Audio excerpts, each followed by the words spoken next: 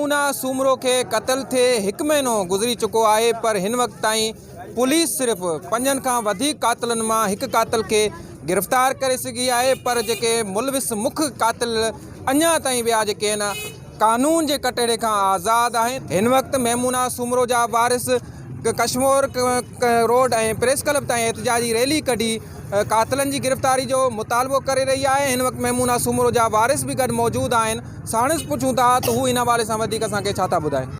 असां जेको आहे त SSP अमजद शेख साहब खां इहा घुर कयूं था त मोमिना सूमरो जे कातिलनि खे गिरफ़्तार कयो वञे। जेके कातिल हिन वक़्तु सरेआम घुमी रहिया आहिनि।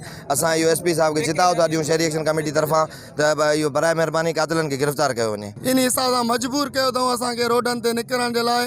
असां SP अमजद शेख खे इहो अपील था कयूं, महिरबानी करे कातिल तव्हां गिरफ़्तार कयो, न त इन खां वधीक असां रद्द अमल कंदासीं, रोड भी ब्लॉक कंदासीं, हर शइ कंदासीं। असां इन हद ताईं चुप करे न वेंदासीं जेतिरे ताईं मेमूना सूमरा जे कातिलनि के गिरफ़्तार न कंदा एतिरे ताईं। असां आला हुकाम के अपील था कयूं, IG सिंध हुजे, वज़ीर आज़म इमरान खान हुजे, कायम अली मुराद अली शाह हुजे, सभिनि खे अपील था कयूं तो महिरबानी करे कातिलनि के गिरफ़्तार कयो। हीअ वॾो सानो आहे हिकिड़ो, बेदर्दी सां न्याणी के क़त्ल कयूं, मुजरिमनि के गिरफ़्तार कयो, कैफ़े किरदार ते पुॼायो। अञा ताईं कातिल जेके आहिनि गिरफ़्तार न थिया आहिनि। सरेआम घुमंदा वधा आहिनि, अचनि था वञनि था, पुलिस भी चुप आहे, SP साहब भी चुप आहे, मिनिस्टर भी चुप ने तुंहिंजा।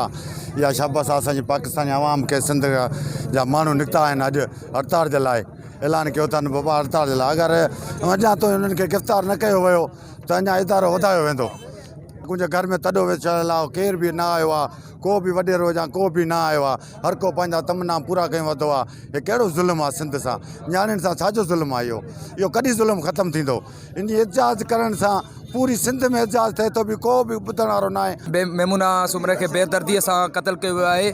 असां SSP कश्मीर खां पुरज़ोर मुतालबो कयूं था त इन जे कातिलनि के कैफ़रे किरदार ताईं पहुचाए करे इन जे वारसनि सां इंसाफ़ कयो वञे, न त ॿी सूरत में जमियत उलमा इस्लाम पंहिंजे लाइ बि हक़ एहतजाज जो हक़ रखी सघे थो। इन ग़रीब अवाम ऐं जंहिं मज़लूम सां ज़ुल्म थियो आहे, इन जा कातिल हिन वक़्त ताईं गिरफ़्तार छो न थिया आहिनि? असांजा हितां जा चूंडियल नुमाइंदा संजीदा छो न आहिनि? असांजी पुलिस, असांजा रियासती इदारा किथे आहिनि? आख़िर इन मज़लूम के इंसाफ़ छो नथो मिले? असांजो SSP बहादुर SP आहे। असां उनखे अपील कयूं था त मेमूना जे कातिलनि खे फिरफोर गिरफ़्तार कयो वञे। वारसनि इहो मुतालबो कयो आहे त जंहिं नमूने मेमूना सूमरो के बेदर्दी सां क़त्ल कयो आहे, उन्हनि जे कातिलनि गिरफ़्तार करे कैफ़रे किरदार ताईं पहुचायो वञे ऐं वारसनि सां इंसाफ़ कयो वञे। इमरान अली खोसो, टाइम न्यूज़, कंदकोट।